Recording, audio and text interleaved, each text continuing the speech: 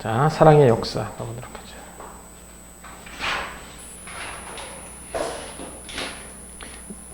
가볼까요? 네, 주제통합적 지문 두 번째 거야. 앞에 있는 게 김진사 운영에 서로 주고받는 편지를 통해서 사랑을 이제 문학적인 관점에서 봤다면, 여기서는 이제 사랑이 역사, 시대에 따라서 사랑에 대해서 어떻게 생각이 달라졌는지에 대해서 한번 알아보도록 합시다. 예, 제목은 사랑의 역사, 김용희입니다. 자, 가보자. 고대 로마니까 이제 고대 시대가 되겠죠? 처음 부분입니다. 고대 로마에서는 정열적인 사랑에 빠진 사람을 사회적 무능력자로 치부했어요. 사랑을 긍정적으로 봤니? 부정적으로 봤니? 사랑을 부정적으로 본 거야. 그래서 사회적 무능력자로 치부하고 치료해야 할 불길한 사람으로 여겼다는 거지. 사랑을 뭘로 본 거니? 병으로 본 거야. 무섭다. 그러다 고대에서, 그 다음에 이제 중세로 넘어가지. 이제 중세가 되면 오늘날을 생각하는 낭만적 사랑에 대한 관념이 나타나게 된다라는 거야. 우리 중세 하면 뭐가 떠올라요? 중세 또 하면? 중세 뭐가 떠오르니? 중세 하면. 흑사병. 또, 중세 하면 철갑옷을 입은 기사들이 나오지 않냐? 그때 나오는 것 중에 뭐야? 기사도 정신, 여성을 존중하고, 기사는 여자를 보호해야 되고, 이런 거 나오지. 그러니까 거기서 우리가 백마탄 왕자가 나온 거잖아. 그러니까 그때부터 이제 뭐가 된 거야? 바로 낭만적 사랑인 거지. 내가 꿈꾸는 백마탄 왕자는 오지 않는다는 거야. 기대하지 말라는 얘기지. 중세가 되면 오늘날 생각하는 낭만적 사랑에 대한 관념이 나타나게 되는 거지. 이게 이제 백마탄 기사 그때니까. 용맹한 기사가 용으로 둘러싸인 성에 갇힌 공주를 구해내고 사랑에 빠져 결혼한 이야기가 그것이다 라고 했죠. 그래서 고대 로마에서는 사랑이 부정적이었지만 중세로 넘어오면서 사랑을 낭만적인 것으로 인식하게 된다는 거죠. 이러한 기사와 공주의 사랑 이야기를 로망이라고 불렀는데, 로망이라고 불렀죠. 이것은 근대 와서 노블, 즉 소설 형식으로 변모하게 된 거다라는 거죠. 이게 이제 우리 로맨스 소설 이런 거 하잖아요. 그렇죠? 로망스. 그렇죠? 이게 노블에서 소설이 된 거죠. 그래서 여기서는 이제 고대의 사랑에 대한 관념과 중세에 대한 사랑의 관념이 된 거죠. 고대에서는 사랑을 어떻게 봤죠? 사랑에 대한 고대 로마의 관점 어떻게 봤다고? 부정적인 것, 치료해야 할 병으로 본 거야. 그러다가 중세에 들어서 낭만적 사랑이라는 관념이 등장하게 된다는 것. 이렇게 됐죠? 좀 더 가볼게요. 여기는 이제 사랑이 고대와 중세에서 어떻게 바뀌었는지에 대해서 얘기했습니다. 다음 필기 파일을 선생님이 바로 보내줄 거니까 필기 복습하라는 얘기야. 그럼 뭐하러 보내주겠니? 한번 보면서 복습하면 좋겠지. 17세기 전까지 사랑과 결혼은 신분에 의한 의무와 필요에 의해서 만들어진 것이다. 결혼은 가문과 가문의 결합이잖아. 우리 알고 있잖아요. 대표적인 거. 뭐 있죠? 개인과 개인의 사랑 허용하지 않죠. 집단과 집단, 가문과 가문이니까. 자, 만들어진 것이다. 결혼은 사랑에 따른 것이 아니라 권력의 결합에 가까웠다라는 거야. 이게 외국만 그런 게 아니야. 우리나라도 마찬가지야. 고려시대만, 물론 이제 17세기 전이라고 하니까 고려시대라고 하면 시대가 너무 다르긴 하지만, 고려시대에서도 왕의 권력을 강화하기 위해서 지방 호족과 결혼을 맺잖아. 이런 것들이 이제 권력과 권력의 결합이죠. 그래서 첫 번째가 17세기 전까지야. 17세기 전에 사랑과 결혼은 뭐였다고? 권력의 결합이었다는 거.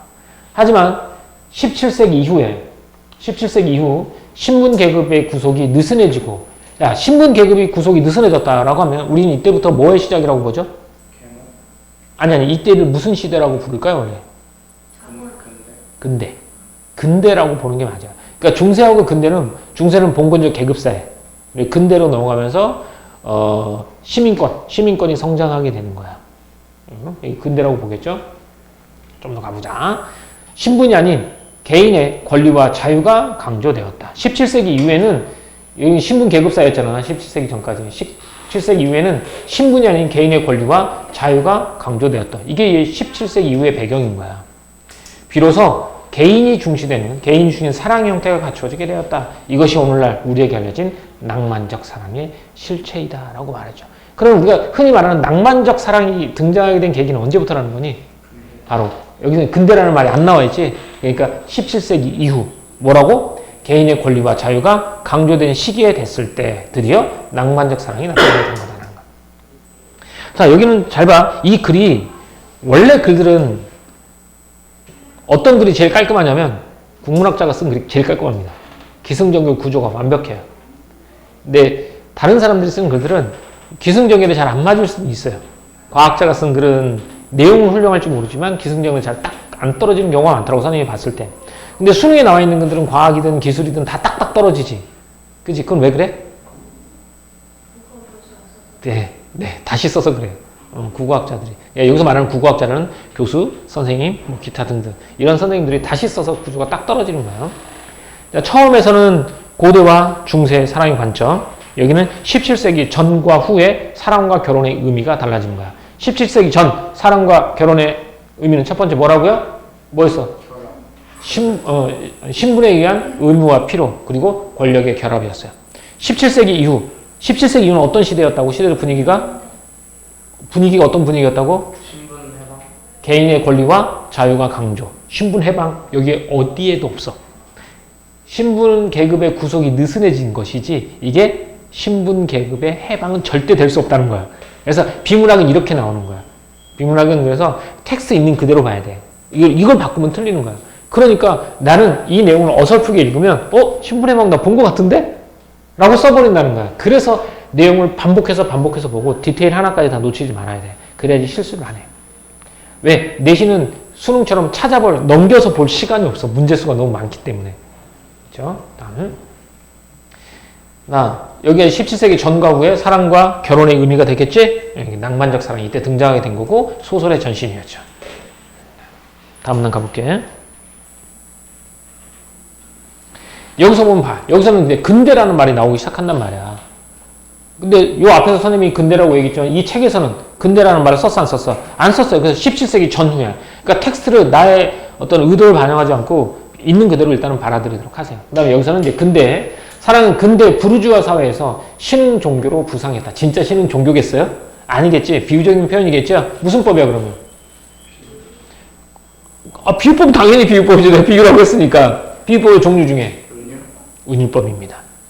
왜? 여기서 신흥 종교라는 얘기는 사랑이 곧 신흥 종교다라고 했지. 그러니까 은유법이 되겠죠. 신흥 종교라고 하면 그만큼 뭐가 있었다는 거니? 맹신하고 뭐 이렇게 파급력이 컸다 이렇게 볼 수 있겠죠. 사랑의 의미가 매우 중요해졌음을 나타낸다는 비유적 표현이겠죠. 신흥 종교로 부상했어요. 당시 사람들은 어느 하나 확고한 것 없이 요동하는 피곤한 현실에서 자신을 배신하지 않은 것은 진정한 사랑뿐이라고 믿었다는 거야. 사랑을 종교처럼 믿었어요. 이게 근대는 이제 산업혁명, 뭐 근대화 이런 거 일어나면서 바쁘게 피곤한 현실에 찌들어 살지. 그래서 나를 배신하지 않는 건 결국 뭐뿐이다? 진정한 사랑뿐이라고 믿었어요. 그리고 낭만적 사랑이 현실을 극복할 수 있는 초월적 자기 승화를 가능하게 해주는 것이라고 생각했습니다. 근데 낭만적 사랑이 이런 부정적이고 피곤에 찌든 이런 현실에서 자신을 어떻게 극복해내게 하는 게 바로 사랑이다라고 생각하는 거죠. 사랑을 함으로써 불완전한 나는 완전한 우리가 될 수 있다는 것이 신은 종교로서의 의미를 가졌어. 그래서 현실을 극복할 수 있는 자기 초월을 가능하게 해주고요. 두 번째는 불완전한 나, 완전한 우리가 될 수 있다는 게 되는 거지. 불완전한 사람, 나와 또 불완전한 너가 만나서 완전한 우리가 될 수 있다는 거. 그럼 세 번째, 낭만적 사랑은 사랑을 하면서 자기 영혼의 부족한 부분을 메우고 완전한 전체가 될 수 있다는 믿음이라고 하는 거죠. 이런 이제 근대 부르주아 사회에서의 낭만적 사랑의 의미가 되는 거야. 그럼 이 글의 구조는 항상 니네가 내신을 공부할 때 외워야 되는 건 사실이야. 근데 외워야 되는데 내용을 자꾸 디테일하게 외운다고 생각하면 전체 틀이 잘 안 잡혀. 그러면 항상 글을 읽기 전에 글의 구조를 먼저 생각해 봐야 돼. 처음, 중간, 끝이잖아. 이 글은. 자, 처음에는 어떤 내용이 나와 있죠? 고대와 중세에서의 사랑의 의미야. 고대는 부정적인 것이었고 중세는 사랑은 뭘로 봤죠? 그렇지. 근데 그 디테일한 건 나중에 봐도 되는 거야. 첫 번째 문단에서는 고대와 중세. 그 다음에는 17세기 전후로 본 거야. 17세기 전에선 사랑은 의무 상황이었던 거야. 또 하나는 권력의 결합이었던 거야. 그러다 17세기 이후에는 뭐가 된 거니? 그게 낭만적 사랑. 우리가 아는 낭만적 사랑이 된 거지. 그 다음에 이제 여기는 이제 근대지. 근대 부르주아 사회에서 근대 부르주아 사랑이 가지는 의미는 커 작아? 크지? 큰 걸 나타내기 위해서 뭐라고 했어? 종교, 신흥 종교라고 말하는 거지. 그럼 여기 사랑의 의미는 뭐였지? 세 가지가 나왔지? 내용을 모르면 세 가지라는 것만은 알고 있어야 돼. 그래야지 나중에 더 편하지. 첫 번째, 사랑은 뭐라는 거야? 그래, 이런 이제 불편한 현실이지. 이런 부정적 현실에서 나 자기 극복을 가능하게 해주는 거야. 또 불완전한 나와 불완전한 너가 만나서 뭘 만나주는 거야? 완전한 우리가 되는 거야. 또 세 번째는 영혼의 완성이겠지. 영혼의 부족한 부분을 메우고 완전한 전체가 될 수 있다는 믿음에 근거하다. 여기는 누구에서? 근대 부르주아. 이렇게 되면 글의 내용을 좀 더 외우기 쉬워지잖아. 첫 번째 어떤 내용이고 두 번째 그 다음 어떤 내용이 순차적으로 이어지는 거야. 그렇게 되면 그걸 먼저 해놓고 나서 그 디테일한 내용들은 책을 읽으면서 자꾸자꾸 보는 거야. 그래야지 외워지기도 쉽고 글의 구조도 이해하기 쉽다. 아까 운영과 김진사의 편지도 마찬가지야. 그러니까 아까 김진사가 운영한테 쓴 편지 있잖아. 내용을 막 생각하려고 하지 마. 구조를 먼저 따져. 맨 처음에 뭐 하죠? 처음 만났을 때 회상. 그 다음에 뭐야? 이별의 고통. 그 다음에 뭐? 재회에 대한 기대. 이렇게 되는 거잖아. 운영의 편지도 마찬가지였고. 그렇게 알고 나서 내용을 자꾸 봐야 돼. 아, 이런 것들을 회상하는구나. 아, 그래서 이별의 고통은 이런 식으로 얘기를 했구나. 그 다음에 재회에 대한 기대. 그리고 죽음에 대한 근심이 남아있구나. 이렇게 항상 구조를 보고 내용을 보는 연습을 해야 돼. 그래야 잘 외워집니다. 자, 누군가를 만나 과거보다 더 완전한 인간이 되었다는 기쁨을 느끼게 되는 감정. 아까 얘기했죠? 완전한 인간. 이 사랑의 감정에서도 성별의 차이가 존재한다. 이건 이제 성별의 차이가 나오잖아요. 여기서 포인트는 성별의 차이인가요? 바로 남성과 여성. 어디 근대 부르주아에서 낭만적 사랑이 되지? 여기서 남성과 여성이 가지는 차이가 존재한다는 거지. 사랑의 감정에. 여성은 사랑의 관계에서 수동적이며 구원을 기다리는 존재로 여겨져 왔다라고 했죠. 아까 했잖아. 백마탄 왕자가 나를 이곳에서 구해주길 바라는 거야. 그래서 여성은 사랑의 감정에서 수동적이고 구원을 기다리는 존재로 여겨져 왔죠. 하지만 1972년 우리 요치 원래 이어져야 되는데 문단 구분이 좀 오타가 나왔네? 그래, 다시 한번 공부를 열심히 해야 되겠다는 다짐을 해야 되겠구나.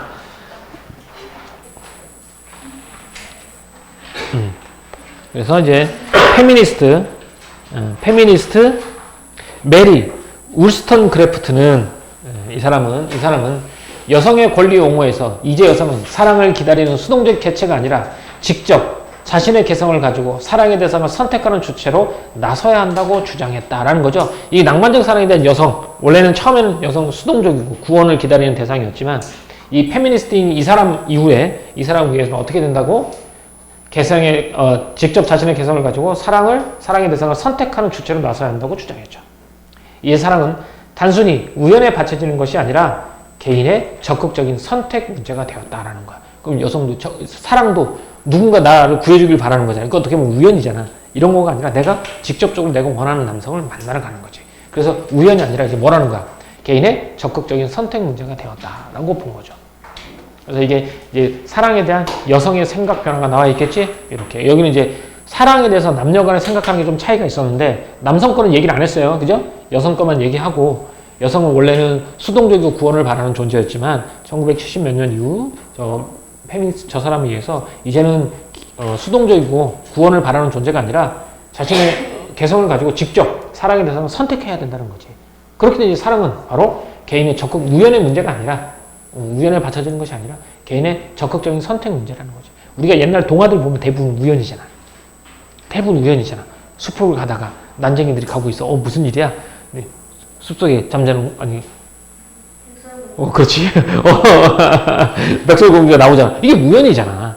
예, 우연히. 인어공주가 바닷가에 딱 나왔는데, 그지? 이름, 누구지? 메리언? 아닌데? 엘리엇. 본지 오래돼서 그래. 엘리엇이 딱 나타났는데, 그때 지나가다가 풍랑을 만나고 보고 나서 반하게 되는 거잖아. 우연적인 건데, 이제는 뭐냐? 그래? 이제는 지금 나온 동화가 나오게 된다. 그래? 나는, 이제 결혼할 때가 됐는데, 나는 얼빠야. 그러니까 얼굴 잘생긴 사람, 키 큰 사람을 찾아야 되겠어 하고 적극적으로 찾아 나선다는 거지. 이런 내용이죠. 이렇게 됐습니다. 여기는 이제 사랑에 대한 여성의 생각 변화가 나와 있죠. 그러니까 여기 자꾸 정리해 보는 거야. 그러면 정리하다 보면 돼. 맨 처음에 뭐가 나온다고요? 고대와 중세, 사랑의 의미가 부정적이었다가 낭만적으로 바뀌지. 그 다음에 뭐가 나오죠? 17세기 전, 후. 그렇지. 이렇게까지만 해도 돼. 오늘 구조만 기억하면 나중에 내용은 읽어보면 기억이 나니까. 17세기 전, 후. 그 다음에 근대 부르주아에서 사랑과 결혼의 의미. 그렇지. 그쵸? 17세기 전은 뭐였어? 권력의 결합하거나 의무. 그 다음에 그 이후에는 낭만주의사랑 맞아요. 낭만. 이렇게. 그 다음에 여기가 17세기 이제 그 다음에는 뭐가 나왔어요 지금? 사랑에 대한 남성과 여성 인식이 다르다고 했죠? 여성 인식. 소극적, 수동적이어서 페미니스트에 적극적으로 선택. 우연이 아니라 선택이 문제다. 이렇게. 그러니까 그런 구조를 자꾸 기억하면 내용을 이해하기 편하다는 거예요. 정리하니까 좀 더 잘 되죠? 다음. 현대사회에서 사랑과 결혼에서 이게 현대사회 사랑과 결혼에 대한 남녀의 이게 성 역할인 거야. 사랑과 결혼에서 남녀의 성 역할에 대한 기대는 일치하지 않는다. 기대가 일치하지 않는다는 거야. 봐라. 자본주의 사회에서 남성은 결혼과 동시에 낭만적 감정을 공유하기보단 일터의 사냥꾼으로 살아가는 운명을 지녔단 말이야. 맞잖아. 선생님도 일터의 사냥꾼이란 말이지. 어? 아침에 집에서 5시 반에 나가서 말이야. 5시 반에 일어나는 거구나. 6시에 나가가지고 집에 오면 11시야. 집에 가면. 그 일터의 사냥꾼으로 살아가는 운명을 지녔단 말이야. 그렇기에 결혼하는 순간 남성은 어떤 사람을 원한다고? 순결하고 헌신적인 어머니나 누이의 모습을 여성에게 기대하며 자신에게 헌신해 줄 것을 요구한단 말이야. 나는 가족을 위해서 내가 일터에 나가서 모든 걸 다 챙겨줄 거야. 그러니까 너는 집에서 날 잘 챙겨줘. 이거죠. 어머니나 다정한 여인처럼 이렇게. 이에 비해서 여성은 어떠냐면 결혼 후에도 드라마 속 주인공처럼 깜짝 행사와 사랑스러운 체험을 하게 해줄 남성을 꿈꾸게 되는 거지. 이벤트를 꿈꾸게 되는 거란 말이야. 현대사회에서의 사랑은 사랑과 결혼이죠. 결혼이 빠졌네. 사랑과 결혼은 동상이몽의 현장이 되는 것이다 라는 거야. 사랑과 결혼에 대해서 남녀 간의 차이가 이래요. 남성은 일터에 사냥꾼이야. 오늘 사냥하러 가. 왜? 가족들을 먹여야 되기 때문에. 그래서 집에서 안식처로서의 집이 안식처야 되니까 순결하고 헌신적인 어머니와 누이의 모습을 여성에게 기대하는데, 여성은 남성이 일터의 사냥꾼이라기보다는 일터의 사냥도 하고 집에서 나에게 끊임없는 사랑과 이벤트를 해주길 원한다는 거지.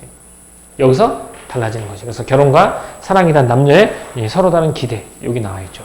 머릿속으로 글의 내용을 한 번씩 계속 되새겨보세요. 맨 처음에 고대와 중세 사랑의 의미, 그 다음에 17세기 전후 사랑과 결혼, 그 다음에 뭐가 나와? 근대 부르주아 시대 세계에서의 사랑과 결혼의 의미, 이렇게 되는 거야. 그 다음에 뭐가 나오고 있어요?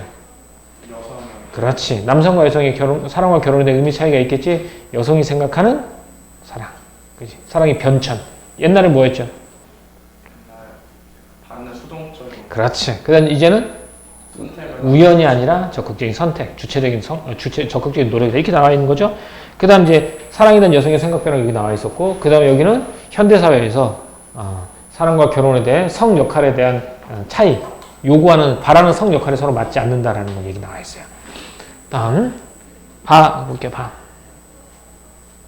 현대인들은 점점 사랑의 열정을 소모적인 것이라고 낙인 찍으려 한다. 사랑을 점점 소모적인 것이야. 현대사회는 훨씬 복잡해졌고 현대인은 훨씬 바쁘고 피곤해졌어요. 그래서 현대에는 사랑을 좀 더 유용한 것으로 변묘시키려 하는 경향이 나타납니다. 좀 유용이라는 거면 쓰임새 있는 것이라고 보는 거죠. 사랑이 좀 너무 열정을 다 쏘지 말고 사랑을 좀 쓰임새 있는 것으로 좀 바꾸자, 이런 경향이 나타나게 됩니다. 그래서 사랑을 통해 자신의 이미지를 찾고 상대를 통해 자아를 확산해가는 방식의 사랑이 바로 그것이다라고 했는데, 여기서 그것에 해당하는 게 뭐겠냐면 여기서 그것이 뭐야? 좀 더 유용한 것, 이렇게 되는 거야. 사랑을 통해서 자신의 이미지를 찾고 상대를 통해 자아를 확산해가는 방식, 이게 현대인이 생각하는 사랑인 거야. 좀 더 유용한 것. 사랑은 자기 자신을 인정받음으로써 삶의 의미를 찾게 된다. 사랑의 감정과 사랑한 상대는 곧 자신을 발견하는 거울이 되는 셈이다 라고 했죠. 이렇게 되는 거야, 이렇게. 그러니까 사랑은 자기 자신을 인정받음으로써 삶의 의미를 찾게 되는 거고요. 사랑의 감정과 사랑하는 상대는 곧 자신을 발견하는 거울인 것이다 라고 하죠. 어쨌든 현대에서 사랑은 어떤 것으로 보는 거야? 좀 더 유용한 것이야. 유용한 것. 그래서 삶의 의미를 발견하는 수단으로 삼는다라는 거죠. 요거 되게 중요하니까 중심 내용 잘 적어놔. 사랑을 삶의 의미를 발견하는 수단으로 삼는다라는 거죠. 이게 좀 더 유용한 것으로 바꾸는 것이고요. 자신의 이미지를 찾고 상대를 통해 자아를 확산해가는 방식인 거야. 자신의 이미지 찾고 자아를 확산해가는 것. 이렇게. 그리고 나서 삶의 의미를 찾는 것. 이렇게 되겠죠. 이게 현대인들이 사랑에 대해서 얻고자 하는 것 되겠습니다. 자, 지금까지 내용들을 싹 다 정리해 볼게요. 현대인은 전차 낭만적인 환상에서 벗어나 개인화에 의한 자아 실현을 추구하고 있습니다. 여기서도 자신의 삶의 의미를 발견한 거잖아. 그러나 개인주의와 자기애가 심해지는 현대사회에서도 사랑에 대한 열망은 식지 않을 것이다.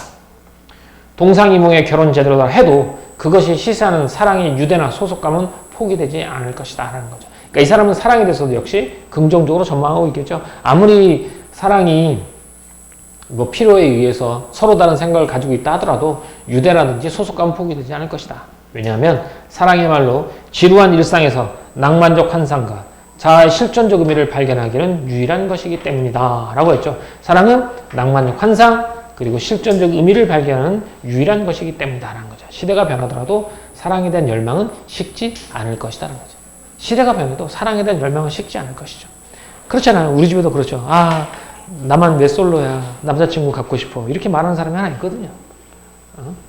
공부해야 되는데 말이야. 우리 집에. 자, 이렇게 정리 한번 했어. 한 번만 더 정리 싹 한번 해보자. 처음부터까지. 자, 대답. 그러니까 이게 내용보다는 구조가 먼저 머리 들어와야 돼. 그래서 내용을 잘 외울 수 있으니까. 자, 맨 처음에는 뭐에 대해서 말하고 있죠? 고대와 중세 사랑이에요. 그 다음에는 17세기 전후. 그 다음에 근대 부르주아 시대에서의 사랑과 결혼의 의미. 그 다음 그렇지. 여성이 사랑하는 사랑의 의미가 달라지게 되겠지. 남성과 여성이 사랑을 바라보는 시각 차이는 있어. 근데 남성의 시각 차이는 설명을 안 해줬어. 하지만 여성의 시각 차이가 수동적에서 적극적인 선택, 우연에서 이제 주체적인 선택으로 바뀌게 되겠죠. 자, 그 다음에 현대에서 남성과 여성이 바라는 기대치가 다르다는 거겠지. 그 다음 내용은 현대인들이 사랑을 좀 더 어떻게 만들고 어떻게 하는 것으로 유용한 것으로 만들고 싶은 거야. 그래서 자신의 의미를 발견하고 자아를 확산해 가는 것이죠. 그래서 삶의 의미를 어떻게 하는가? 삶의 의미를 확인해 가는 과정이라고 본 거죠. 여기까지가 이제 바꿔줬고 결론에서 뭐라는가? 시대가 지나도 뭐에 대한 열망은 사랑에 대한 열망은 변하지 않을 것이다. 왜? 사랑은 우리에게 뭐라고? 낭만적 환상과 실존적 의미를 발견하게 하는 유일한 것이기 때문이다. 이렇게 되면 이제 이 구조를 자꾸 보고 나서 글을 읽으면 글의 내용이 좀 더 수월하게 다가온다는 거야. 그러면 옆에 있는 내용을 볼 때도 되게 좀 쉽게 볼 수 있다는 거야. 자, 사랑에 대한 관점 변화. 고대, 중세 나오지. 고대에서 뭐라고? 부정적인 거 병으로 여겼잖아. 그러니까 외우기가 쉽잖아. 그 다음에 중세에서는 낭만적. 그리고 개인의 권리가 자유가 강조되면서 사랑으로 현실을 극복하고 부족한 자신을 보완할 수 있다고 생기는 거야. 얘네들은 자주 봐서 머릿속에 익숙해지게 해두는 거야. 어쨌든 고대와 중세. 그 다음 넘어가 볼까?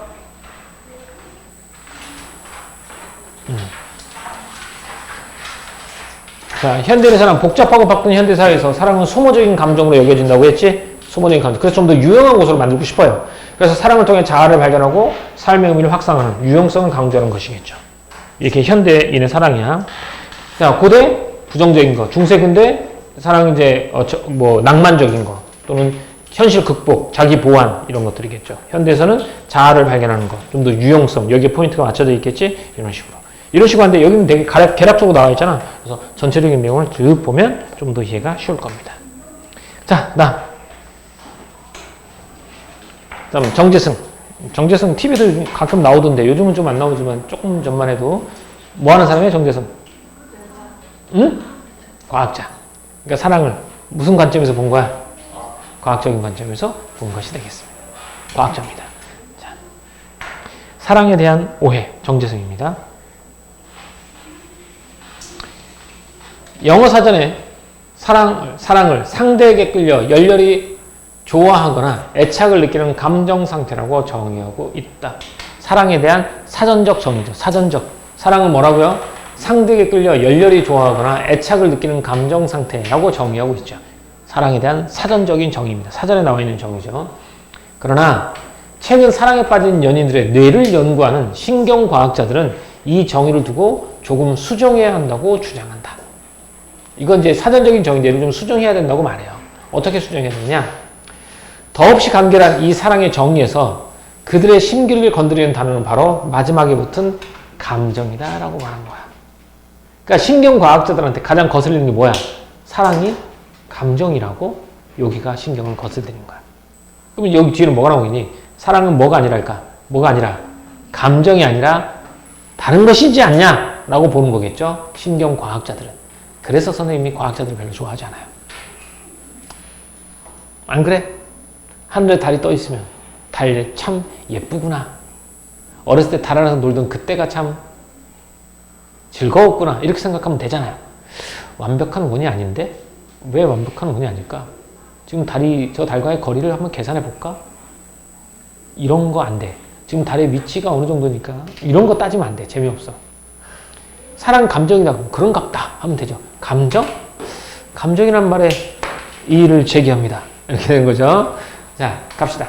그래서 심기를 건드리는 단어는 바로 마지막에 붙은 감정이다 라고 했죠. 사랑의 사전적 정의에 의미를 제기하는 게 바로 신경과학자들이 되겠습니다. 이게 사람이 아는 만큼 보인다고 했잖아요. 선생님처럼 문과 학생들은 이런 걸 생각조차 못해요. 왜? 아는 게 없으니까. 하지만 과학자들은 이렇게 보는 거야. 그럼 이 글을 읽으면서 우리도 생각해 보는 거야. 아, 사랑이 감정이 아니라 신경 전달 물질이야 그러면? 이렇게 볼 수 있겠죠. 자, 가볼게요. 여기는 사랑의 이제 사전적 정의를 들여다 놓고 그 사랑의 감정이라는 단어에 대해서 좀 불편한 심리를 드러낸 거죠. 사랑이 감정이 아니지 않나? 이렇게. 과학적인 관점에서 봤을 때 과연 사랑을 감정의 한 종류로 보는 것이 타당할까? 의문을 제기하는 거야. 사랑이 진짜 감정의 하나일까? 라고 의문을 제기해 보는 거죠. 이 질문에 대해 신경과학자들은 아니라고 주장한다. 신경과학자들은 우리가 흔히 사용하는 사랑이란 감정이라는 일상적인 표현에 의문을 제기한다. 그러면서 사랑이 만약 감정이라면 사랑을 표정으로 나타내 보라고 주문한다라는 거야. 그러면 이 마지막 문장 있죠? 사랑이 만약 감정이라면 사랑을 표정으로 나타내 보라고 주문한다라고 나오잖아.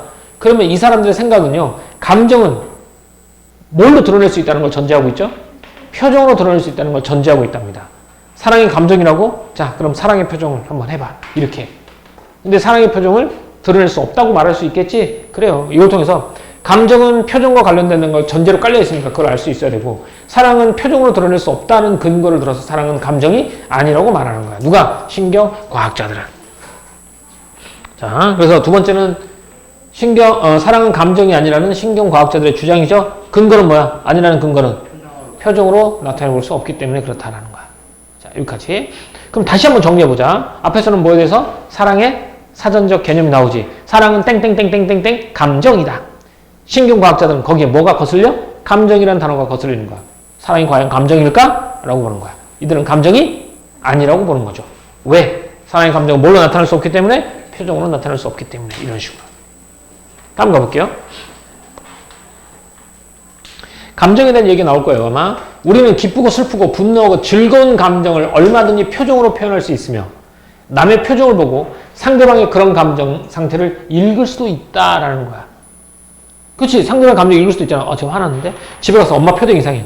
그럼 되게 조심스럽잖아. 그리고 생각하지 계속. 내가 뭐 잘못한 거 있나? 뭐 숙제를 안 해놨나? 그런 거죠. 그래서 가장 무서운 질문이 뭐예요? 나한테 할 말 없어? 할 말 없어? 그렇게 보면 왠지 심장이 내가 뭔가 잘못한 거 없는데 뭔가 잘못한 거 있을 것 같고, 그러다가 내가 사실은 이렇게 하면서 자신들의 비밀이 하나씩 드러나는 거지. 뭐 잘못한 거 없어? 철저하게 발뺌하세요. 없는데 발뺌하세요. 지금 말하면 용서해 줄게. 절대 용서 안 해줘요. 말하지 마세요. 용서 안 해줘요. 어차피 욕먹을 거야. 그러다가 나의 여죄가 드러낼 수 있어. 거기에서만 혼나야 되니까 발뺌. 몰라. 아닌데? 없는데?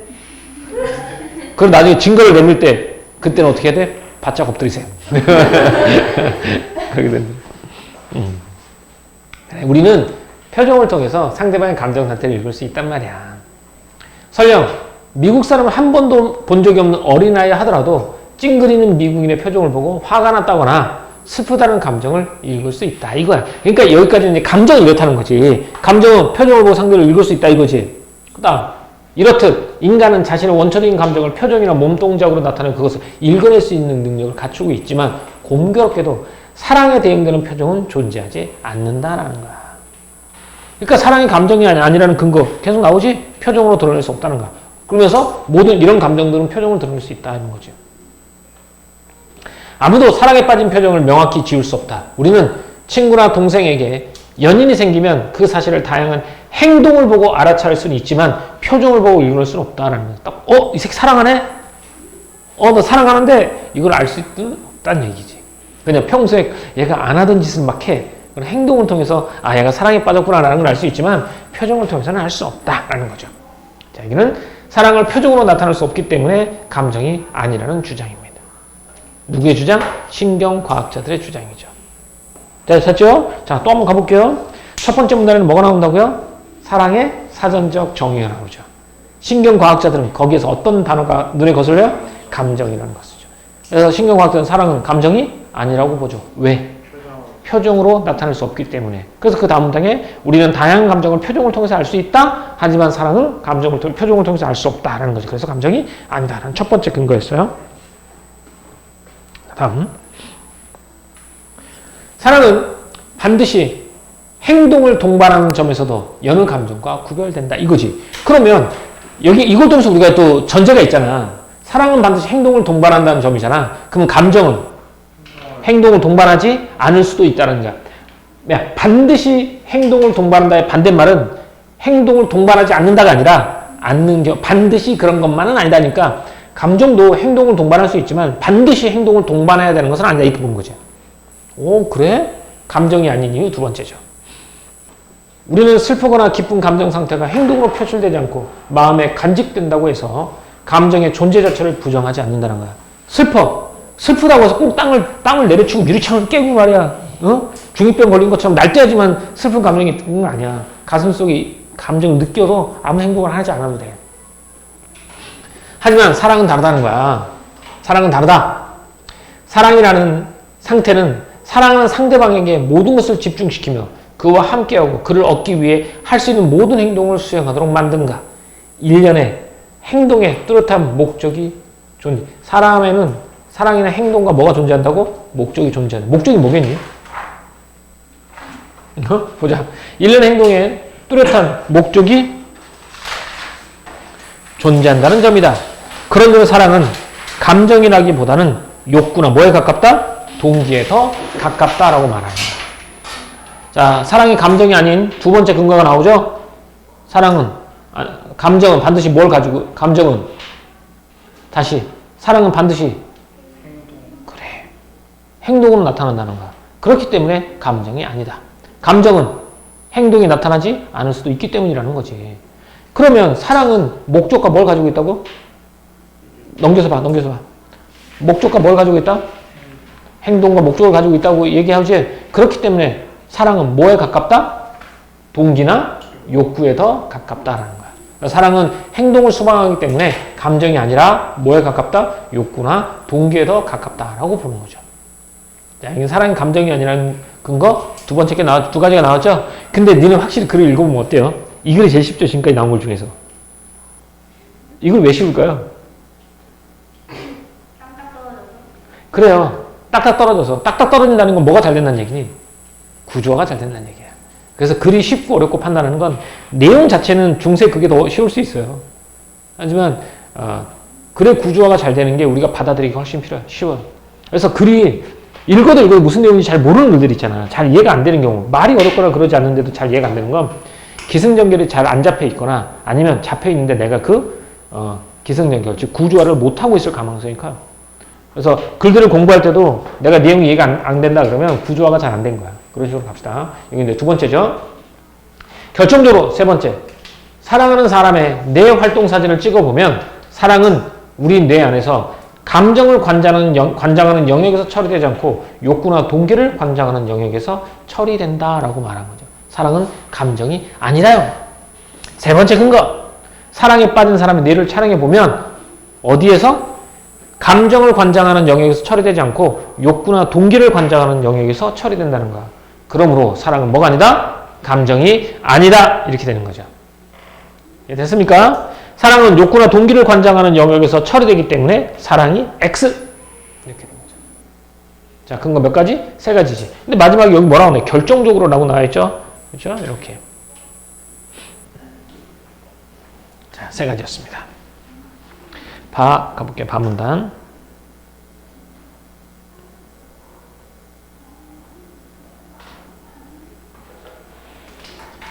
사랑을 연구하는 신경과학자들은 다른 심리 상태와 마찬가지로 사랑이란 욕망도 뇌에 있는 특정한 화학 물질과 신경회로 때문에 생겨나는 보편적 마음 상태라고 믿는다라는 거예요. 사랑을 뭐라고요? 화학 물질과 신경회로 때문에 생겨나는 보편적인 마음 상태라고 믿는다는 거야. 신경과학자들은 사랑을 보편적인 마음 상태라고 믿는다. 사랑하는 연인들을 자기 공명 영상기 MRI 안에 별짓을 다 해요. 그죠? 사랑하는 연인들을 MRI 안에 집어넣고 그들의 뇌를 찍은 최초의 연구자 헬렌 피셔는 결혼했겠죠. 사랑에 빠진 수십 명의 연인들에게 상대방의 사진을 보여주면서 뇌가 어떻게 반응하는지, 어디로 피가 몰리고 에너지가 활발히 소모되는지를 관찰했습니다. 그랬더니 놀랍게도 사랑에 빠진 연인들은 마치 마약에 빠진 사람처럼 보상 중출한 영역에서 활발한 반응을 보였습니다. 이렇게. 또 도파민이라는 신경 전달 물질이 마구 분비되는 것도 관찰했습니다. 자, MRI로 찍었어요. 그랬더니 첫 번째가 보상 중추, 마약에 빠진 사람처럼 보상 중추 영역에서 활발한 반응. 그리고 도파민이라는, 우리 요즘 이제 도파민이라는 말이 이거 안 붙어도 알지? 이제 별표 안 붙어도 도파민 중독. 도파민이라는 신경 전달 물질이 마구 분비되는 것도 관찰됐습니다. 이건 MRI 찍었을 때 나타나는 거야. 근데 그래서 항상 이게 중요한 게 아니야. 이 두 개를 통해서 말하고 싶은 게 뭔데? 이거인 거야. 사랑이란 고귀한 마음 상태, 사랑이라는 고귀한 마음 상태도 생물학적인 뇌 활동 없이는 불가능한 것을 처음으로 관찰한 것이다. 라는 거야. 그러면 이건 뭐에 대한 얘기다? 사랑도 뭐라고? 생물학적 뇌 활동 없이는 불가능하다. 쉽게 말하면 사랑은 생물학적 뇌 활동으로 생겨나는 마음 상태다라는 거죠. 여기서 생물학적 뇌 활동이 뭐니 여기? 뒤에. 특정한 화학 물질과 신경회로 때문에 생겨나지 이게 뭐라고? 여기 밑에 나와 있는 생물학적 뇌 활동으로 생겨나는 마음 상태다라는 신경과학자들의 생각인 거야. 이 사랑이 너무 딱딱한데? 응? 사랑이 딱딱해. 그지? 구야 딱딱하지? 자, 그러면 다시 한번 앞에서부터 정리 한번 해볼까요? 자, 유라, 맨 처음에 뭐에 대해서 얘기하고 있죠? 유라한테 물어봤는데? 유라 뭐? 사랑의 그냥 정의? 사전적 정의. 그치? 그럼 거기서 신경과학자들은 뭐의 의문을 제기해? 감정이라는 것에 대해 의문을 제기한다는 거야. 신경과학자들은 사랑을 감정이 아니라고 생각합니다. 첫 번째 근거는요? 표정으로 나타낼 수 없다라는 거죠.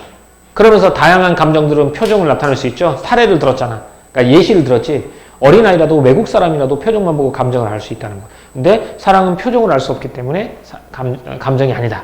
두 번째, 사랑은 감정이 아닌 이유. 두 번째는 행동을 반드시 수반한다 이런 거지. 감정은 행동을 수반하지 않아도 되지. 하지만 사랑은 반드시 뭘 수반한다? 행동을 수반한다는 거야. 그렇기 때문에 뭐에 가깝다? 욕구나 동기에 가깝다. 이렇게. 결정적으로 세 번째. 뇌 처리 영역이 어디에서? 욕구나 동기를 관장하는 영역에서 활발하게 되는 거고 감정을 처리하는 영역에서 활발하지 않다라는 거겠지. 그렇기 때문에 사랑은 감정이 아니라 뭐에 가깝다? 욕구나 동기에 가깝다라는 거야. 자, 그 다음 누가 나오죠?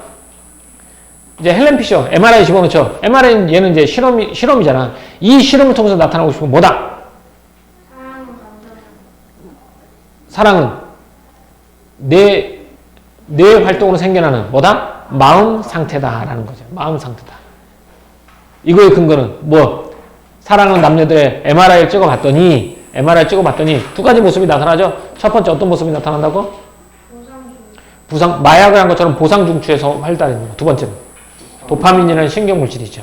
그런 거야. 그러니까 결국 사랑은 생물학적 뇌 활동으로 생겨나는 마음 상태라는 것이 신경학적인 상태야. 자, 이렇게, 지금 외우려고 하지 마. 지금 이렇게 방향이야, 방향. 니네가 공부할 때, 선생님이 이렇게 잘라놓고 하니까 내용 정도 머릿속에 잘 들어오더라. 이렇게.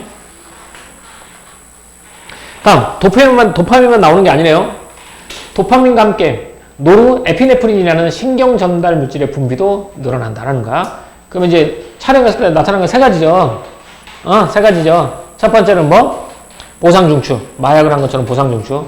두 번째가 도파민. 세 번째가 노르에피네프린. 이렇게 세 가지죠. 이 화학물질이 체내에 늘어나면 사람은 혈기 왕성해진 신체, 신경과민, 불면, 식욕상실, 떨림, 두근거리는 가슴, 가빠지는 호흡, 고민과 두려움을 경험하게 된다. 놀랍게도 이 모든 증세는 우리가 사랑에 빠졌을 때 흔히 관찰되는 증세가 아니던가 라는 거죠. 유라이 그래? 이런 거 일어나? 식욕상실? 두근거리는 가슴, 요건 알겠다. 가빠지는 호흡, 이거는. 자, 여기는 사랑에 의해 인체의 이제 생물학적 변화 쭉 나와 있는 거죠. 이걸 통해서 사랑은 감정이 아니라 뭐라고? 마음, 뇌의 신경, 뇌의 활동으로 생겨나는 마음 상태다라는 걸 알 수 있겠죠. 여기까지. 이게 신경과학자들이 바라보는 사랑이었습니다. 감정이 아니야. 욕과 동기에 가까워. 감정에서 활동하는 영역이 아니야. 얘는 어디? 동기랑 욕구를 관장하는 영역에서 활발하게 활성화가 되는 거야. 내가 MRI 찍어봤어. 얘네. 마약을 한 것처럼 보상중추에서 활동해. 응? 그치. 또 두 번째, 도파민이 막 나와. 그럼으로써 나타나는 마음 상태인 거야. 그래서 얘는 뇌 활동으로 나타나는 마음 상태인 거야. 여기에 노르에피네프린, 얘도 나와. 얘 나오면 이렇게 돼. 이거 봐. 이거 사랑의 감정. 우리가 사랑할 때 느끼는 건 똑같잖아. 그러니까 사랑은 결국 뇌 활동으로 이루어지는 마음 상태다라고 본다는 거지.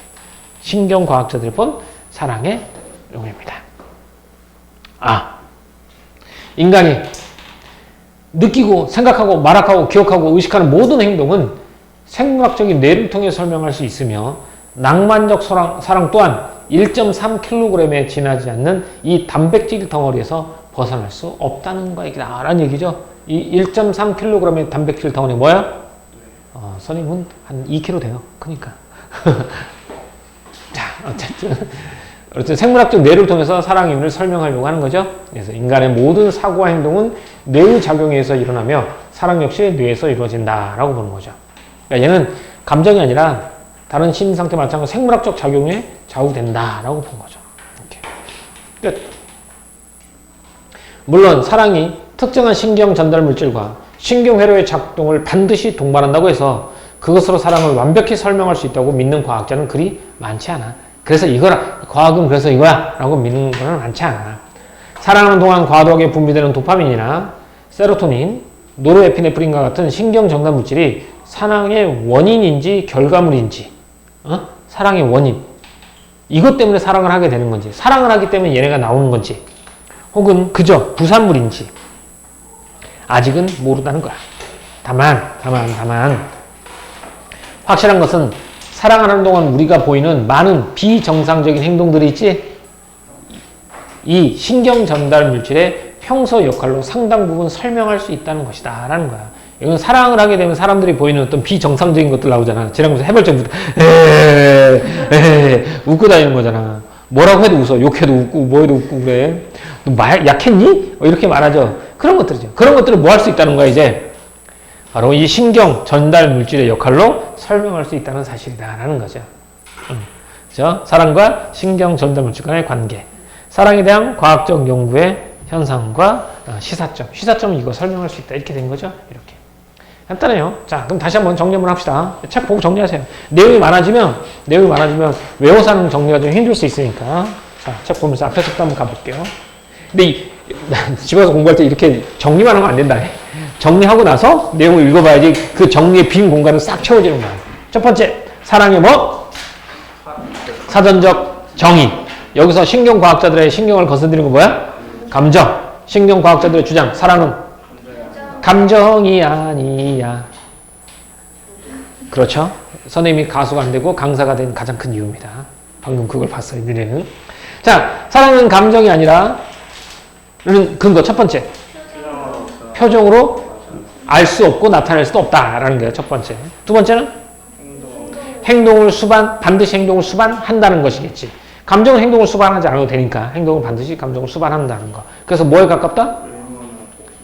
동기나 욕구에 가깝다라는 것이었고, 그럼 사랑은 감정이 아니라 뭐라고? 보편적인 마음 상태. 그치? 뇌 활동을 이루는 보편적인 마음 상태야. 그래서 사랑에 빠진 사람들은 쓸데없이, 아무 이유 없이 쓸데없이 MRI 기계 낭비해 가면서 MRI 기계 놓고 찍었어요. 그렇죠? MRI 찍는데 돈도 많이 드니까. 자, 찍었더니 나타나는 현상. 첫 번째, 사랑하는 사람들은 보상중추, 마약한 것처럼 보상중추가 활발히 활동한다는 거. 두 번째는 도파민이 나온다는 거. 세 번째는 노르에피네프린이 나온다는 거.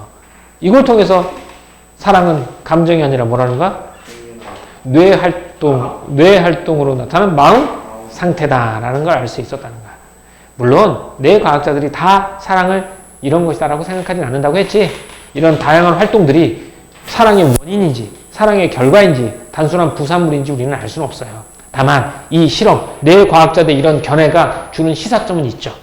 사랑에 빠지면 우리가 하는 행동들 있지? 그 행동들을 뭘로 설명할 수 있다? 뇌 활동으로, 신경 전달 물질로 뭐 할 수 있다? 설명할 수 있다. 이게 그렇게 되는 거예요. 됐습니까? 오케이, 좋아요.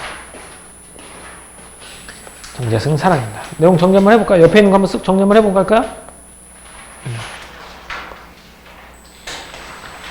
사랑에 대한 과학적 관점. 일반적인 관점은 사랑은 상대에 끌려 좋아하고 애착을 느끼는 감정이라고 나와있지. 이게 사전적 정의야. 근데 과학적인 관점은 뭐래? 감정이라기보다는 뭐해? 욕구나 동기에 가깝다라는 거야. 그 이유가 첫 번째, 감정을 표정으로 표현하고 읽어낼 수 있지만 사랑은 대응되는 표정이 존재하지 않는다는 거. 사랑은 반드시 행동을 동반하고 뚜렷한 뭐가 있다? 목적이 있기 때문에 동기나 욕구에 가깝다는 거. 뇌 활동 사진을 찍으면 사랑은 욕구나 동기를 관장하는 영역에서 처리된다는 거지, 감정을 나타내는 영역에서 처리되지 않는다는 거. 이렇게 되는 거죠.